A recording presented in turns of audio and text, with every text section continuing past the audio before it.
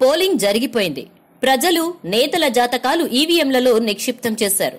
Polling ముగిశాక ఏ రాజకీయ party అయినా హుందాగా వ్యవహరించాలి. ఎందుకంటే ఫలితం నిక్షిప్తం అయ్యాక ఎవరూ చేసేదేముండదు.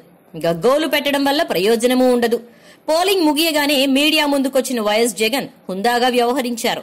మామూలుగా అయితే ఈవీఎంలు మొరాయింపు, అల్లర్లపై వైఎస్ఆర్సీపీ ఆందోళన వ్యక్తం చేయాలి. అయినా 46,000 ఈవీఎంలలో అక్కడక్కడ లోటుపాట్లు సహజమని హుందాగా తీసుకున్నారు. పోలింగ్ ముగిశాక 40 ఏళ్ల అనుభవం ఉన్న చంద్రబాబు సంయమనాన్ని కోల్పోతే 40 ఏళ్ల వయసున్న జగన్ మెచ్యూరిటీ ప్రదర్శించారు. ఇదే జగన్ గెలుపుకు సంకేతమని రాజకీయ విశ్లేషకులు అభిప్రాయపడుతున్నారు. ఫలితాల కోసం మే 23 దాకా ఎవరైనా ఎదురు చూడాల్సిందే. ఎన్నికకు ఫలితానికి మధ్య 41 రోజుల వ్యవధి ఉంది. ఈలోగా చంద్రబాబు ఎన్ని విన్యాసాలైనా చేయొచ్చు.